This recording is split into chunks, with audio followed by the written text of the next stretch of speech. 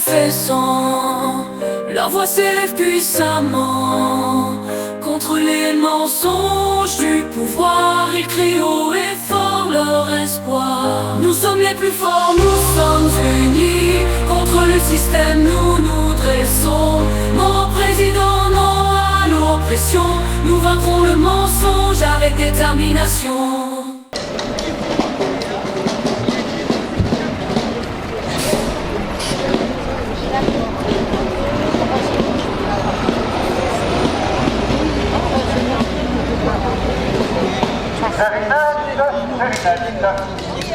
Quel constructeur public français est incapable de terminer un EPR?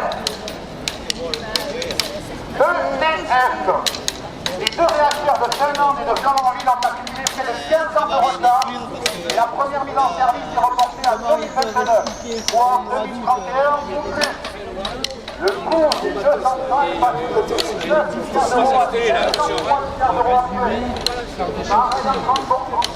Manifestation en l'honneur des soignants suspendus. En soutien à tous ceux qu'on a portés de l'ARN messager et qui en subissent les conséquences. Pour dénoncer la corruption de l'industrie pharmaceutique et demander exiger le retrait de la loi du 5 août 2021 pour l'abrogation complète de l'obligation fiscale. On dénonce la corruption de l'industrie pharmaceutique, la corruption généralisée et médicale. Et on se bat pour le retrait de la loi du 5 août 2021 qui consacre l'obligation médicale pour une partie de la population. Et à la mettre à l'arrêt et à la jeter dans la précarité. Voilà pourquoi on est là et on continuera à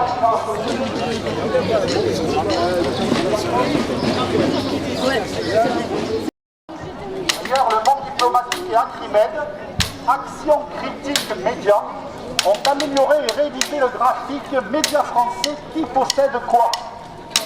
Le constat est édifiant.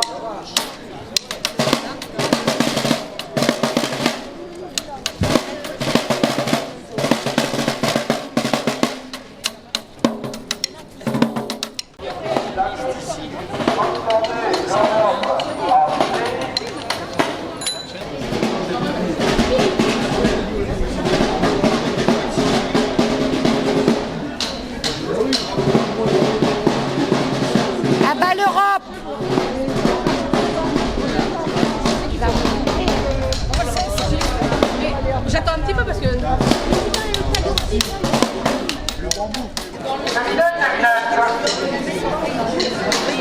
Quels nouveaux OGM sont encouragés par la Commission européenne dans son projet de réglementation du 5 juillet 2023. Les nouvelles techniques génomiques NTG, ciseaux-moléculaires, mutations par irradiation ou par traitement chimique, ces nouvelles techniques ont fini par donner des colzas et des tournesols tolérants aux herbicides que l'agroalimentaire veut commercialiser. Et c'est la déréglementation qui risque d'arriver. Dans son projet, la Commission considère presque toutes les plantes NTG comme naturelles. En France, qu'est-ce qui permet aux milliardaires de ne jamais être poursuivis pour fraude fiscale? C'est le verrou de Bercy. Ce dispositif a été mis en place dans les années 20 pour permettre aux plus riches de contourner l'impôt sur les revenus de 1917. Selon la décision du ministère des Finances, les fraudeurs peuvent éviter des poursuites judiciaires. En 2018, la loi relative à la lutte contre la fraude n'a pas supprimé le verrou, elle l'a juste restreint. Depuis un siècle, la grande bourgeoisie française est ainsi protégée par l'exécutif en matière de fraude fiscale. Devinette. Quel président français a fait capoter la reconnaissance du salariat par des livreurs Uber ou Deliveroo sur le plan européen? Et ce, en négociant avec deux gouvernements d'extrême droite pour avoir la majorité. Il s'agit d'Emmanuel Macron, avec l'italienne Meloni et le hongrois Orban. Quand il était ministre de l'économie, Macron a favorisé l'implantation d'Uber en France en tordant la loi, les préfets et en introduisant des amendements écrits par la firme. Cette dernière a financé sa campagne et il leur doit plus qu'aux contribuables. Mais puisqu'en 2021, dans son projet de directive, la Commission européenne était pour la présomption de salariat des travailleurs ubérisés, Macron a défendu son mécène. Et en 2024, la France a saboté une avancée sociale majeure pour des millions de travailleurs. Quelle honte!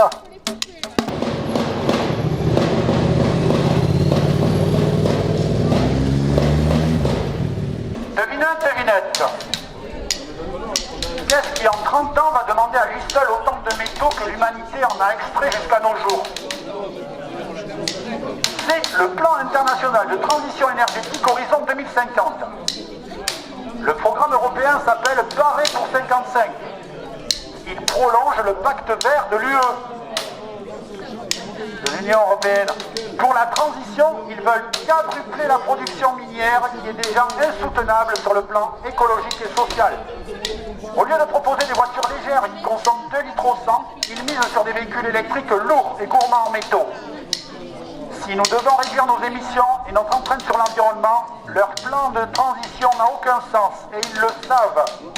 La décroissance, elle, en a un, mais c'est moins lucratif.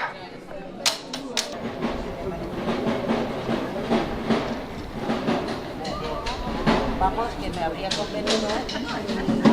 Les gars, on est en prochaine émission. Soulignez.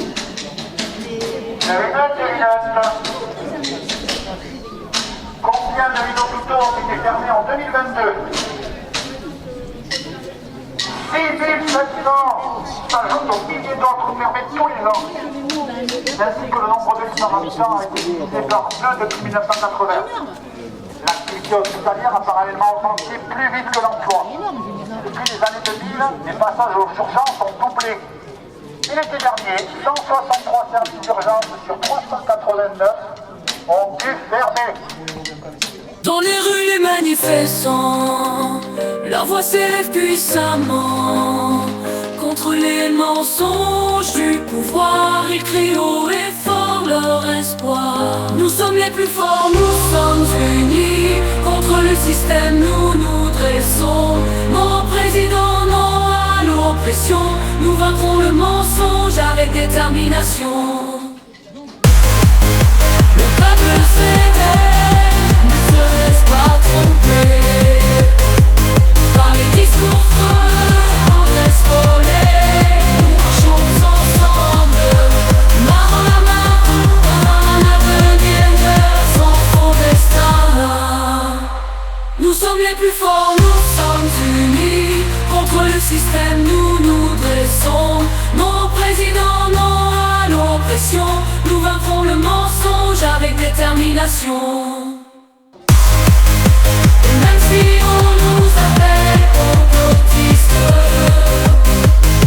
nous savons la vérité, nous persistons. Nous cherchons la justice, la transparence. Nous ne tairons pas dans notre résistance. Nous sommes les plus forts, nous sommes unis. Contre le système, nous nous dressons. Non au président, non à l'oppression. Nous vaincrons le mensonge avec détermination.